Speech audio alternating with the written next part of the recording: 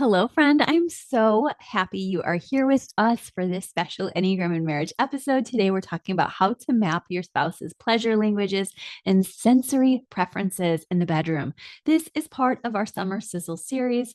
I can ask you to say that 3 times fast. It'll probably be a fun exercise for you.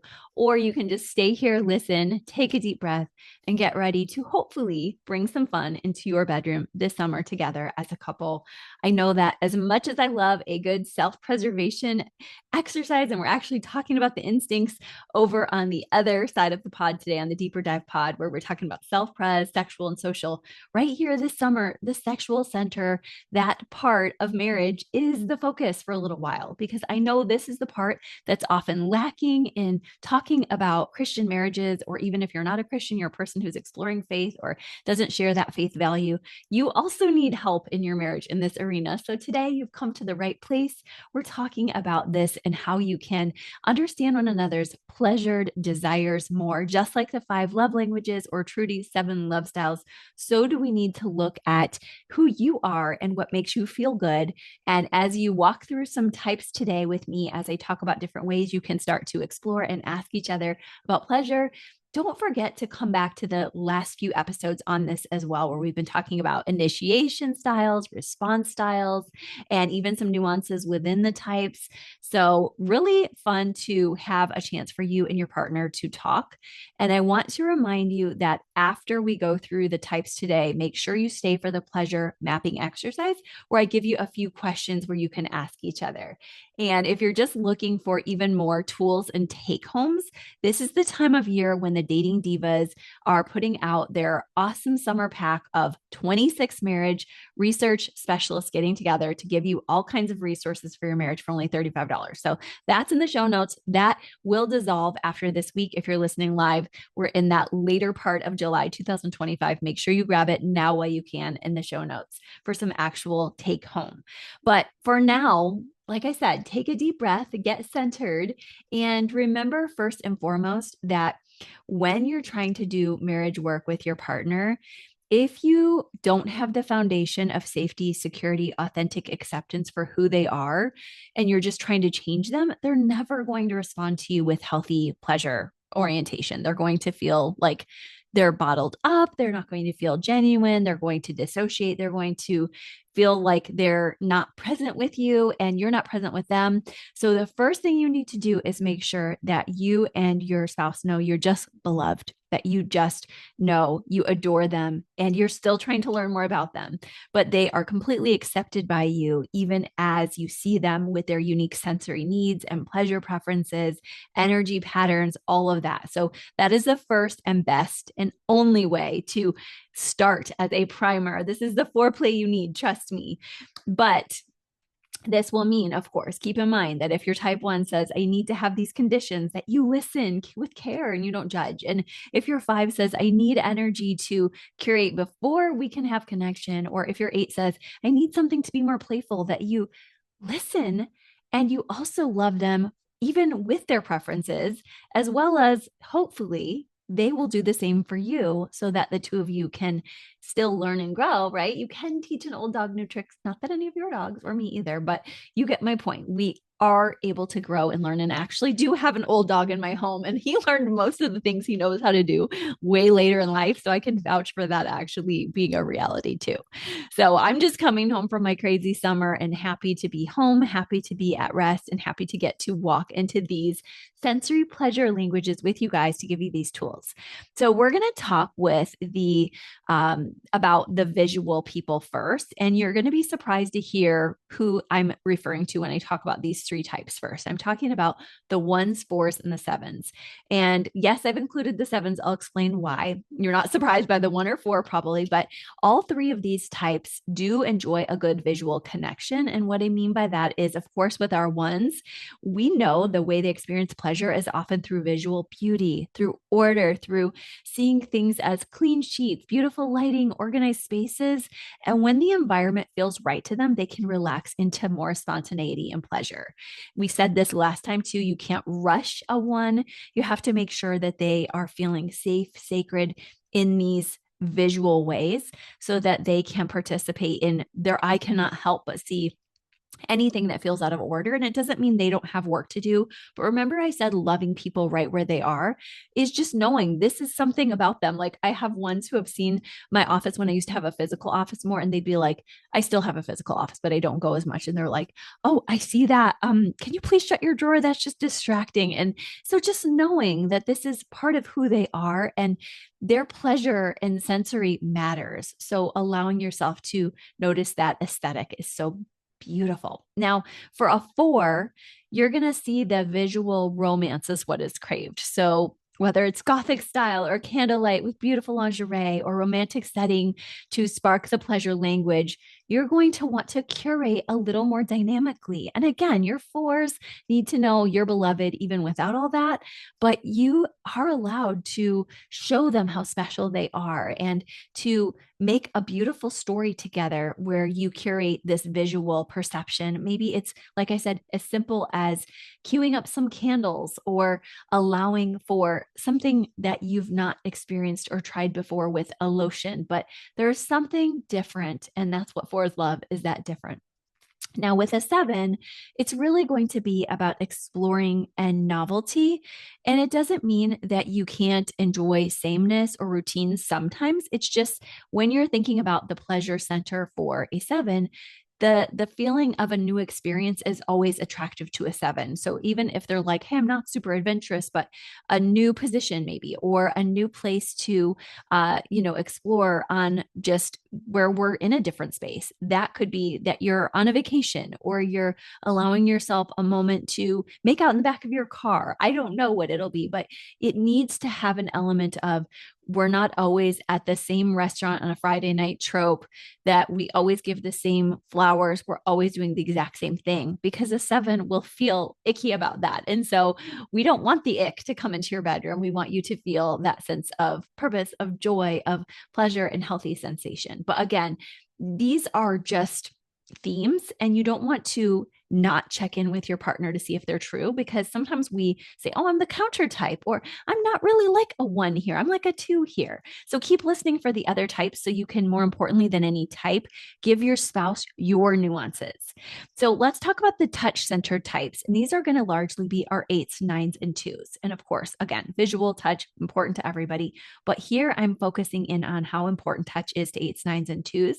So listen up, that 8s need more, usually a firm, confident touch that matches their intensity.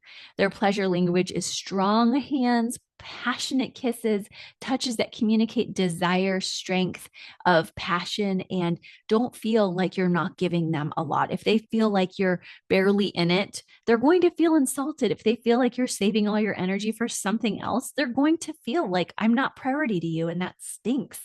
And so that touch needs to be very dynamic. And with a 9, the touch needs to be comforting, right? That's of no surprise to anyone that 9s respond well to gentle, consistent, comforting touch. Softer the better. The pleasure language is the soft caresses, the full body connection, the touch that creates safety, peace, release of stress.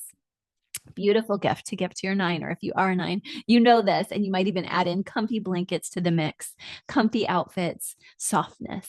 And for 2s, the touch is nurturing and allowing for them to be nurturing toward you, as well as for you, if you are a 2, to allow them to find ways to nurture you as well. And that does take the courage to say it, but 2s need to feel cherished through gentle, caring, physical connection. And as I said last time, they don't want you to not want that heart to heart also. So that touch of the heart, I know you can't actually touch their heart, but when they feel their heart is touched, and you'll know it if they do feel it, then you will have won and succeeded with your 2. And that is just exactly where you want to be in terms of sensory and physicality, is for them to feel like you actually touch their heart. So there's also 3 types that just love words. They mean so much to them. And these are our 3s, 5s, and 6s. And they just respond strongly to what they hear from you in and outside of the bedroom. As you know, Foreplay starts outside of the bedroom, but for threes, they need that verbal appreciation and encouragement. Their pleasure language includes hearing how much they're desired, appreciated, how good they make you feel as their spouse. They don't want to feel like, oh man, this is just like the same thing all the time. And they always say the same thing to me, but I don't know how they really feel. Or they're quiet. I don't know how they're responding to me. Of course, you could always make the argument, you're three and can't be codependent. But the truth is, they also do need to hear from you on what you like and how that all that effort they're putting in makes you actually feel. That means the world to your three.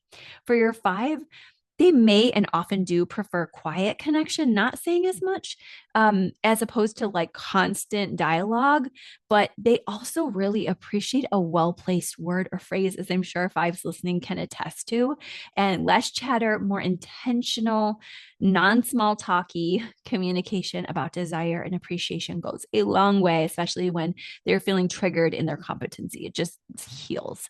And our sixes, they love the verbal reassurance and safety. They love to hear and need to hear, I love you, I'm here, I'm not going anywhere, you're safe with me. Gentle guidance about what feels good. Oh my gosh, that is absolutely music to a six ears. And you've heard me say that some of you may have even rolled through these and said, oh my gosh, yes, I found my five wing there. Or I remember how I go to six in health and that feels like me. So feel free to interchange these positionings if one of them stands out as more important than your main type right now, but also make sure you hold on and share with your spouse what actually is true of your type two. So as you lean forward, how you can have a healthy conversation is this pleasure mapping exercise. I want to just have you ask your spouse. And so usually I say, think of one thing from today's episode, but today I'm just going to have you take some notes in the notes section of your phone or take a moment to write this down. Or if you've got it on the, sometimes you can see on Spotify or Apple, they'll show you the actual dialogue I'm sharing here. Just make sure you get this out. You could have your AI take some notes for you, but what are your sensory preferences? What do you love to see, hear, feel during intimate moments? Ask them. Don't assume, ask what makes you feel good in those moments. This is time in our season here on the Enneagram and Marriage Pod for you to get that paper and pencil out and really get into some homework together. Asking, what are your sensory preferences these days? Because things change. And your emotional needs, what makes you feel more cherished and desired by me lately?